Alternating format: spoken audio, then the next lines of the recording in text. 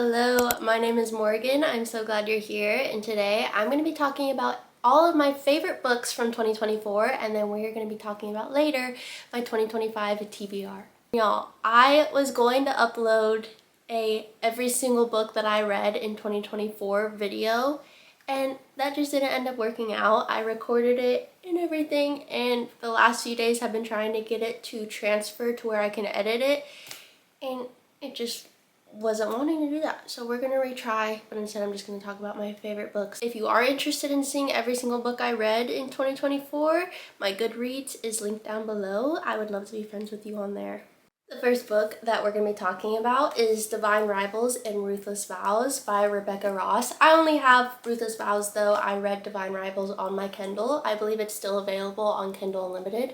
But these books were easily just 5 stars for me. I love the premise of the book. The writing is absolutely beautiful, and the first book is definitely more romance heavy and kind of just takes place in this fantasy world. And this book is more, I'd say, like political heavy, focuses on more of like the fantasy aspects in the book. But we are following Iris and Roman and their love story. It is a true enemies to lovers. They're both working for the same like newspaper, and they're competing for the same position, and that's kind of where it starts. And then, just long story short, Iris ends up going and writing in the war that is going on in their world. There are 2 gods fighting, and she ends up going. That's kind of where the romance just really gets good, and there's so much like action in the books, and I loved Iris and Roman. I think my favorite parts were honestly just reading the letters. The letters are a very big aspect in these books. Definitely recommend those 2 books. And next, I really want to talk about, oh goodness, the Natural series. So I started this in 2024. Me and my husband were kind of buddy reading the series together while we were road tripping. We would listen to the audiobooks, and we are both just obsessed with the series. I am currently reading the last book, Bad Blood. I have about 100 pages left. And y'all, I just realized that the novella, I forget the novella's name, but there's a novella at the end of the series, and it is included in my paperback. That was just a really nice surprise. So it doesn't look like I'm almost done, but I am almost done. I have about 100 pages left. But yeah, I'm just utterly obsessed with this series. So in this series, we're following Cassie, and Cassie, it kind of starts out with, you find out kind of a lot about her mother, and her mother was murdered. They never found who did it. There's one day Cassie is, I believe she's working at this like diner, and the FBI comes in and sits down and talks to her about this special program that they have, where basically it's 5, including Cassie, it's 5 kids, and they all have just these special like unique, not powers, but just abilities. Like she can just read people. She's really good at reading people. There's one girl who is just very analytical, extremely smart. One girl who can just detect lies very easily. And then someone that can read emotions. They can just tell exactly based on your face or anything, just like how you're feeling. So they have these kids together, and they have them to help the FBI solve cold cases. In each book, you're kind of following a different case, and the cases kind of revolve around the kids, but it's just a very large like found family aspect to it. There's a little bit of romance, and I'm really sad that it's ending. I don't want to finish the book. I'm so sad that I'm ending the series, because honestly these are just very fun to read. Like each book, I haven't been disappointed by any of the books. They're all just so good. I'm so sorry for the lighting. I tend to record my videos around 3 o'clock, and that is just when the sun is coming directly through my window. If y'all could see it right now, I have like pillows stacked up so the sun's covering me. Yeah, just want to apologize for that because it's all washed out. Anyways, I want to talk to y'all about One True Loves by Taylor Jenkins Reid. This was a book that surprised me. I know that so many people love Taylor Jenkins Reid. I was very intimidated by her books for some reason. Maybe just because like how hyped up they are. But this, I was just not expecting to love this book as much as I did. This book, it is a romance, but it is so much more than a romance. And I know that we hear that often about books, but this book really dives into just grief and heartache, and just Emma, our main character, just literally trying to continue her life after thinking that her husband died. And that kind of is where the story starts. That's not a spoiler, it's on the back of the book. So we're following Emma, and she marries her high school sweetheart, and they're just extremely happy. And one day Jessie just goes missing, and you kind of follow her through that grief process, and it's just really sad. And she ends up falling in love with another man, and then they find Jessie. So you're just following Emma as she's just trying to decide what to do in this very complicated situation, who to be with. And yeah, it's just, this is such an amazing book, and it's pretty short. I got through this book very quickly. I think it took me like 2 days to read. But yeah, a very just amazing, sweet, heart-wrenching book. I definitely recommend this book. I believe I gave this a 4.5 star. These are the last few books that I want to talk to you about from 2024, but this series is my new favorite series of all time, and I literally want to just cry talking about it. But that is Spark of the Everflame by Penn Cole. It is the, what is the actual series called? It is the Kindred's Curse series. So I've read the 3 books that are out. We are waiting on another book. There isn't a release date yet, but hopefully in 2025. I am hoping so hard 2025, because y'all, these are not, I mean, the first book is kind of small. These are hefty books. They are hefty books, the last 2, and I sped through these things. I think I read them all within like a month and a half, which that sounds long, but I'm a very slow reader, so that is not long at all. The last book is over 1,000 pages, so, which, that scared me at first. It scared me at first, but y'all, it just didn't stop. It was very fast-paced, so good, so good. Anyways, I'll actually tell y'all what it's about. So, in these books, we are following DM, and in this world, there are humans and there are descendants, and descendants are the ones with magic, and they kind of have all the power in this world. Humans are definitely like looked down on. So we're following DM, who is living in a human village with her brother and her stepdad. And you kind of start off the series with her mom going missing. So DM's trying to figure out what happened to her mom. Her mom goes away a lot for work, but she hasn't been back in a long time. So that's kind of the start of the book, just the mystery of what happened to her mom. The romance that happens in this book is between DM and the prince of one of the kingdoms in the Descendants world. And I believe in this world there are 7 kingdoms. Let me look at the map. I believe there are 7, 1, 2, 3, 4, 5, 6, 7, 8, 9. 9? 1, 2, 3, 4, 5, 6, 7, 8, 9. Just kidding, there's 9. There's 9 kingdoms in this world, and the romance kind of goes on between DM and one of the princes for one of the kingdoms. She finds out that this prince, he has some information about her mom. So she ends up, oh, I didn't even say this. DM is a healer. So she's a healer, and she ends up getting kind of this position where she is able to access the castle that this prince lives in and aiding the king, who is just very sick. So that's kind of where the story starts. And yeah, again, these books are just absolutely amazing.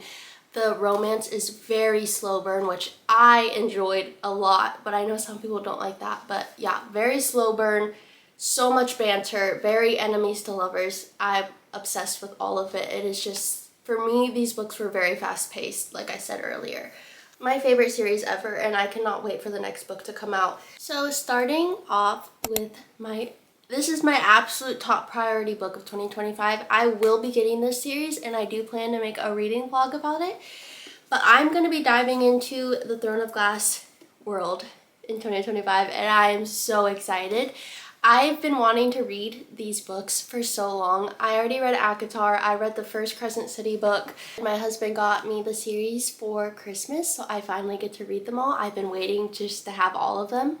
I'm ready to cry. I'm ready to just fall in love with these characters, and I know I will.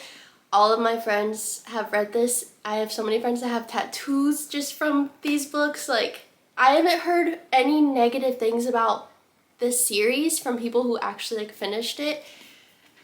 Yeah, y'all, I'm so excited. I will be getting to this series very soon, and I can't wait to just record it and just show y'all my reactions throughout the series.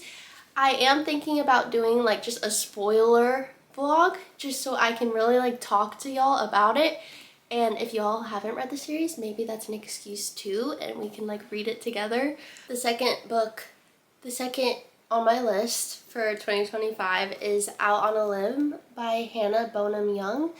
I got gifted this from a friend for a wedding gift, and I just am so excited to read this book. I've heard such amazing things about it.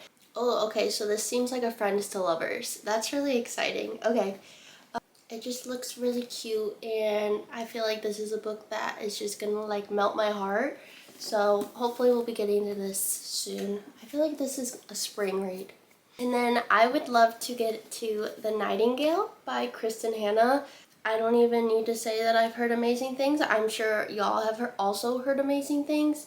So this takes place during World War II and takes place in Paris. I honestly don't know a ton about this book, and I kind of just want to dive into it without knowing a lot. But yeah, very excited to get to this. She's a thick book though, so I don't know. Hopefully she's a little fast. Oh, it's also turning into a movie. Okay, so I'll have to read this before the movie comes out. And next I have Just for the Summer by Abby Jimenez. This is definitely going to be a summer read for me. I read Yours Truly by her, and I thought that book was really cute. I don't think I loved it as much as some other people do. I believe I gave it like a 3.5 star, which is still very good for like my rating system. I'm excited to read more of her books. I haven't heard many negative thoughts on this book, so I can't wait. I bought it for last summer. I just didn't get to it, but I will definitely be getting to it this summer. And this cover is gorgeous. This cover is absolutely gorgeous. I really want to get to One Dark Window by Rachel Gillick. Oh my gosh, I'm so annoying, y'all. I'm literally saying for every single book, I've heard such amazing things, but it's true. I've just heard, I believe it's a duology, that this duology is just absolutely amazing, and I heard the second book is, some people say, better than the first book.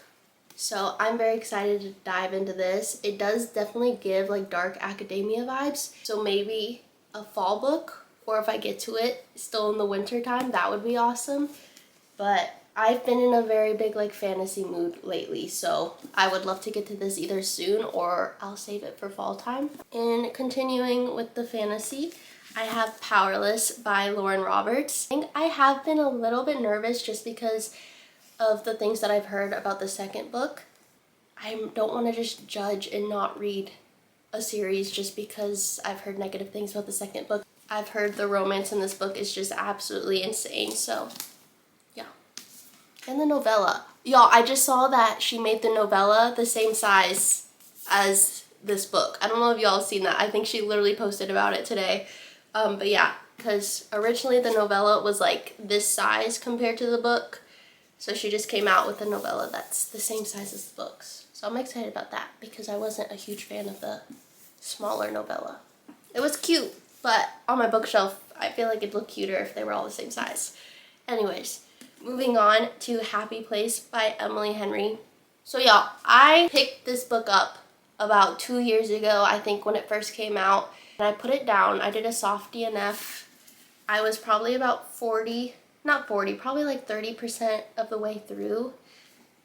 It wasn't because I disliked it. I think I don't even know. I couldn't tell y'all. I think I got distracted by other books and I just was not picking this one up, and I didn't want to force myself to keep reading it, but I usually love Emily Henry books, and I definitely want to give this one another go because I was really enjoying it. I don't know, I think I just was not in a romance mood or something, so I just put it down, but I'll definitely be picking this up this summer and finishing it. Next up, we have Wild Love by Elsie Silver.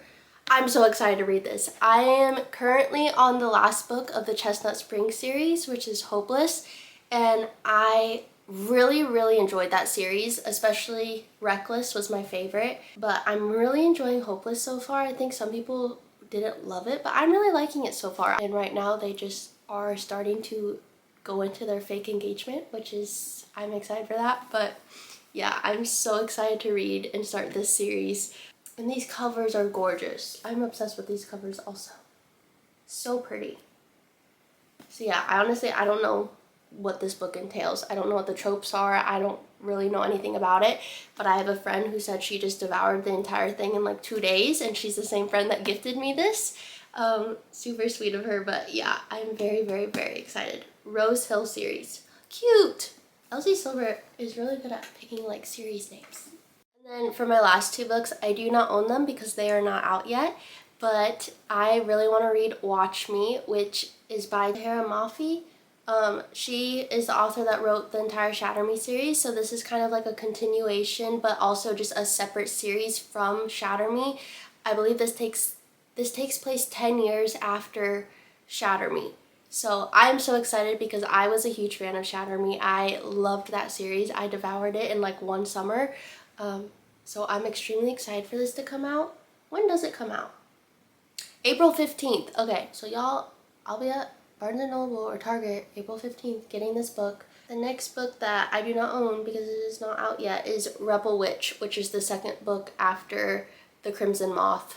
And I loved The Crimson Moth. That was another book that me and my husband Buddy read, and it was actually like his first fantasy book that I introduced him to. It is about a witch and a witch hunter, and our main character, she's a witch, but she lives in this world where witches are just, they're killed, they're not accepted in society at all, and a witch very close to her gets taken by our love interest witch hunter Gideon Sharp, who is like the most well-known witch hunter in this world.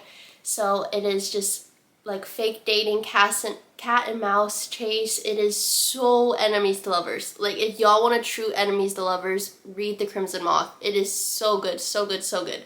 And the book ended kind of crazy, so I'm excited just to pick up hopefully from like where it left off.